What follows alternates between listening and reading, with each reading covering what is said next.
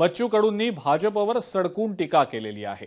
भाजप रामाचं नाव घेतं पण काम मात्र रावणासारखं करतं। भाजप जाती धर्मावर मतं मागतं, नाही जमलं तर पैसे देऊन मतं घेतली जातात असं म्हणत राणा दाम्पत्यावर सुद्धा बच्चू कडूंनी टीकेची झोड उठवलेली आहे। हिंदू शेरणी बटेंगे तो कटेंगे म्हणते, मात्र रवी राणाच भाजपमध्ये नाहीत असं म्हणत बच्चू कडूंनी हल्लाबोल केलाय। स्वच्छ दिसतं तेवढे ते अंदरून काळे आहे, ते काही वेगळं सांगायची गरज नाही आहे। प्रभू रामचंद्राचं नाव घ्यायचं आणि साले रावणाचं काम करायची अशी ही औलाद आहे। आणि ते आमची कोणती काय ते भैया हिंदू शरणी बटेंगे तो कटेंगे म्हणते आणि तिचा नवराच बीजेपीत नाही चालले। अरे आम्हाला इकडे ज्ञान पाजायचं, बटेंगे तो कटेंगे म्हणायचं आणि नवरा अलग तुम्ही अलग आणि पोट्ट प्रहार मध्ये पाठवून दे जमून टाकून सहाले। हे असे लबाड तोंडेचे कोले आणले कुठून तुम्ही? धिंगाणा घालणारा पक्ष आहे साला बीजेपी।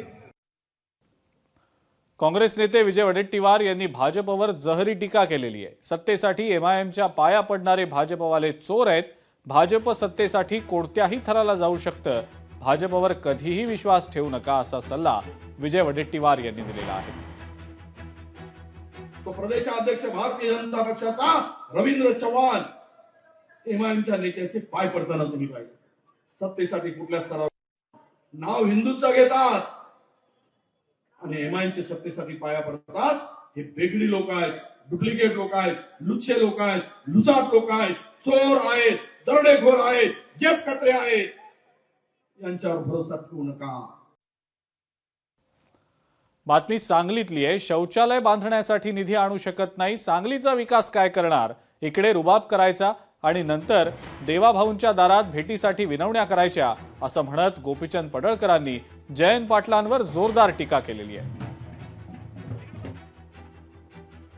हे सोपं काम नाही, हे फार मोठं काम आहे आणि त्यामुळे सांगलीमध्ये हे जे फिरतायत का नाही, मी आता लय नावं घेत नाही आणि पेटल रान, हे दारात बसतेत रे येऊन देवाभाऊंच्या दारात 12 नंतर रात्री 1 नंतर देवाभाऊ मला भेटायचं आहे आणि इकडे रुबाब मी असं करेन, मी तर तुमच्या हातात काय आहे? संडास बांधायसाठी तुमच्याकडे निधी देऊ शकता का तुम्ही? सांगलीला लोकांना भूलथापा मारताय। अंडरवर्ल्ड गँगस्टर अबू सालेमला पॅरोल देण्यास विरोध करण्यात आलेला आहे। सालेमला आपत्कालीन पॅरोल देण्यास राज्य सरकारनंच विरोध केला आहे। 14 दिवसांचा आपत्कालीन पॅरोल देण्यास सरकारनं आता विरोध केल्याचं समजतंय। सालेमला पोलीस संरक्षणात केवळ 2च दिवसांचा पॅरोल मिळू शकेल आणि पोलीस संरक्षणाचा खर्च सालेमला करावा लागेल अशी राज्य सरकारनं भूमिका मांडलेली आहे। 14 दिवसांच्या आपत्कालीन पॅरोल देण्यासंदर्भातल्या चिंतेबाबत शपथपत्राद्वारे उत्तर देण्याचे राज्य सरकारला मुंबई हायकोर्टानं आदेश दिले होते। 2 दिवसात आझमगडला जाऊन परतणं शक्य नसल्याचं सालेमच्या वकिलांनी यावेळेला स्पष्ट केलं।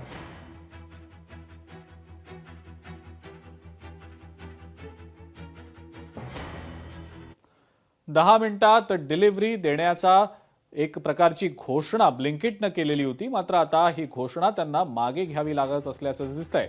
सरकारच्या इशाऱ्यानंतर आता ब्लिंकिटनं एक मोठं पाऊल उचललेलं आहे आणि त्यामुळे आता स्विगी आणि झेप्टोवर सुद्धा दबाव वाढल्याचं दिसतंय। घड्याळाच्या काट्यावर चालणाऱ्या क्विक कॉमर्स क्षेत्रात सध्या मोठी खळबळ उडालेली आहे। केवळ 10 मिनिटात किराणा आणि इतर वस्तू घरपोच देण्याचा दावा करणाऱ्या ब्लिंकिट कंपनीनं आता आपल्या या मॉडेलला ब्रेक लावलेला आहे। केंद्र सरकारच्या कठोर भूमिकेनंतर आणि डिलिव्हरी बॉयजच्या सुरक्षेचा विचार करून कंपनीनं आपल्या जाहिरातींमधून आता 10 मिनिटांची डिलिव्हरी हा शब्द हटवण्याचा निर्णय घेतलेला आहे। 10 मिनिटात डिलिव्हरी पूर्ण करण्याच्या नादात डिलिव्हरी एजंट्सना जीव मुठीत धरून वाहनं चालवावी लागतात, हा मुद्दा संसदेत सुद्धा गाजला होता। खासदार राघव चड्ढा यांनी हा प्रश्न उपस्थित केल्यानंतर केंद्र सरकारनं याची गांभीर्यानं दखल घेतली। केंद्रीय मंत्री मनसुख मांडवीय यांनी ब्लिंकिट, झेप्टो, स्विगी आणि झोमॅटोच्या वरिष्ठ अधिकाऱ्यांसोबत चर्चा देखील केलेली होती।